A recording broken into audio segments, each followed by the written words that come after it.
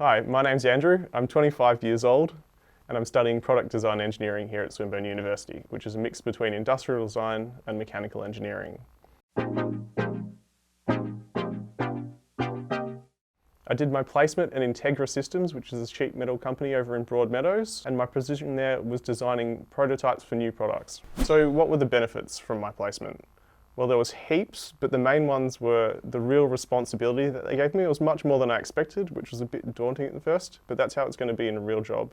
So it gave me a real sense of how my industry would be and whether the job was for me, and I can confidently say after I've done it that it is for me and it's great.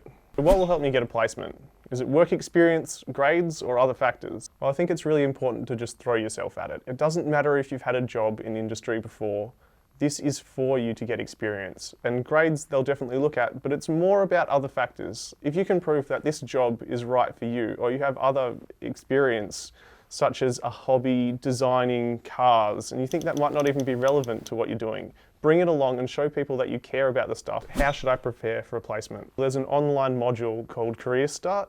So basically it helps you develop a great resume and cover letter, and once you finish that, you get access to a list of professional placements that you can then apply for.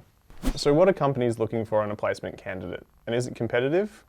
Well, yes, it is competitive, but compared to once you graduate, it's nowhere near as competitive. Here, it might be one position for 2 or 3 people. In real life, you might apply for 20 or 30 jobs and not get anything. As they're paid placements, are they usually an hourly rate or are they salaried? I was on a salaried rate, which was less than a graduate would get, but more than I'd ever earned before. So it was a great way for me to supplement my future studies after I graduated. When I'm on my placement, do I still have to come to uni? No, you don't have to come to uni at all. There's some online assignments which are easy to do and will be marked by your academic supervisor, but they're all related to your placement and will help you learning on the job. So how much time do we spend each week on placement? Well, it's like any other full-time job, so it's about 38 or 40 hours a week. Personally, I was getting in about 8 and leaving about 5. If I feel unprepared for the job, should I still apply? You should definitely still apply because it's a job to get experience and they will train you up on the job. How much support do we get from Swinburne while we're on a placement? You'll get plenty of support. You'll have an academic supervisor that'll help you go through your assignments, and if you have any problems, you can talk to the professional placement team and they'll sort it out for you. Will we need to be interviewed by the employer of the placement? Yeah, just like any other job. So for instance, when I was there, I got thrown a curveball. They asked me what kind of designers I like and what I'd aspire to. So I actually related this back on the spot to a first year project where I talked about minimalism and designed a bus stop. So even if you think that it's not relevant, projects that you're doing at university can be really helpful to differentiate you from your colleagues. So what am I working on now? And has my placement experience been useful for this?